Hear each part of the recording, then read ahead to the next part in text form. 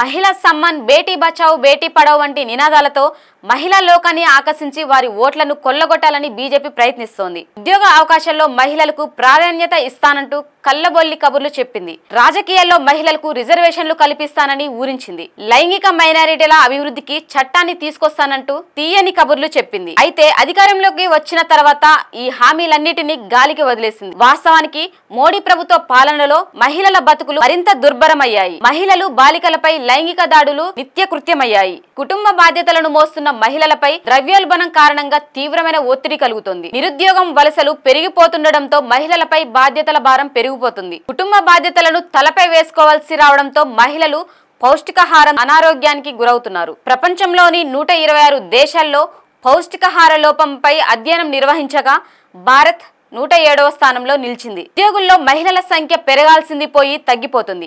ఒకవైపు ఉద్యోగ అవకాశాలు సన్నగిలుతుంటే మరోవైపు ఉన్న ఉద్యోగాల కోసం తీవ్రమైన పోటీని ఎదుర్కోవాల్సి వస్తుంది. దీంతో ఉద్యోగాల్లో మహిళల సంఖ్య పడిపోతుంది.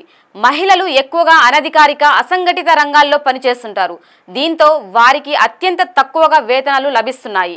సేవలకు సంబంధించిన రంగాల్లో మహిళలు ఎక్కువగానే పనిచేస్తున్నప్పటికీ ప్రభుత్వం ఇస్తున్న వేతనాలు వారిని అగౌరవపరిచేలా ఉంటున్నాయి. వీరికి సగటున నెలకు కేవలం 5,000 రూపాయలు మాత్రమే లభిస్తున్నాయి.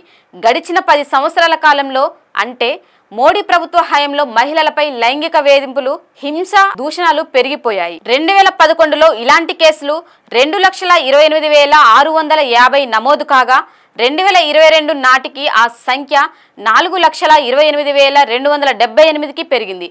అంటే ఈ తరహా కేసుల సంఖ్య గణనీయంగా పెరిగిపోయిందని అర్థమవుతోంది. ఇండియా స్పెండ్ అనే సంస్థ నిర్వహించిన ఓ అధ్యయనం ప్రకారం గత 5 సంవత్సరాల కాలంలో లింగ మైనారిటీలపై హింసాత్మక ఘటనలు 4.5% పెరిగాయి. రాజకీయ సంస్థల్లో మహిళలకు రిజర్వేషన్లు కల్పిస్తామని ప్రకటన చేసినప్పటికీ దాని అమలును 2034 వరకు వాయిదా వేశారు. ఇలా చేయడం ఎన్నికల సమయంలో మహిళలను మోసం చేయడమే అవుతుంది. కాగా లైంగిక మైనారిటీలు వ్యతిరేకించినప్పటికీ ట్రాన్స్జెండర్ చట్టాన్ని, నిబంధనలను శాసనసభలో ఆమోదించారు. మహిళలపై బీజేపీ నేతలు వేధింపులకు పాల్పడిన కేసులు అనేకం వెలుగులోకి వచ్చాయి. ఉన్నవ్ కేసులో కులదీప్ సింగ్ సహా 6 బీజేపీ సభ్యులకు ప్రమేయం ఉంది. ఓ చిన్నారిపై ఆటవికంగా అత్యాచారం జరిపి హత్య చేసిన కేసులో 7 బీజేపీ అనుబంధ వ్యక్తులు నిందితులు. గుజరాత్ లో వెలుగు చూసిన బిల్కిస్ బానో కేసులో బీజేపీతో సంబంధం ఉన్న 7 వ్యక్తులు దోషులుగా తేలారు. మహిళా రైజర్ల బీజేపీ ఎంపీ బ్రిజ్ భూషణ్ సింగ్ లైంగిక వేధింపులకు పాల్పడిన ఉదాంతం దేశంలో పెను సంచలనమే రేపింది. వీరందరికీ బీజేపీ బాసటగా నిలిచింది. వారికి బహిరంగంగా మద్దతు తెలిపింది. పైగా వారిని ప్రశ్నించింది కూడా. మణిపూర్లో మహిళలను బహిరంగంగా వేధించి అవమానిస్తే ప్రధాని మోడీ మౌనం వహించారు. ఇలాంటి పరిస్థితుల్లో మహిళలపై లైంగిక వేధింపులు, నేరాలకు పాల్పడే దుండగులు ఎందుకు భయపడతారు? మహిళా రిజర్వేషన్ బిల్లుకు పార్లమెంట్లో అంగీకారం తెలిపిన తర్వాత ప్రజల నుండి డిమాండ్ పెరిగిన నేపథ్యంలో దానిని అమలు చేస్తానని నమ్మబలికిన తర్వాత బీజేపీ తన వైఖరిని మార్చుకుంది. అది కూడా ఎన్నికల ముగిసిన తర్వాత. 2034 తర్వాతే బిల్లును అమలు చేస్తానని చెప్పి చివరికి ప్రజలను మోసం చేసింది.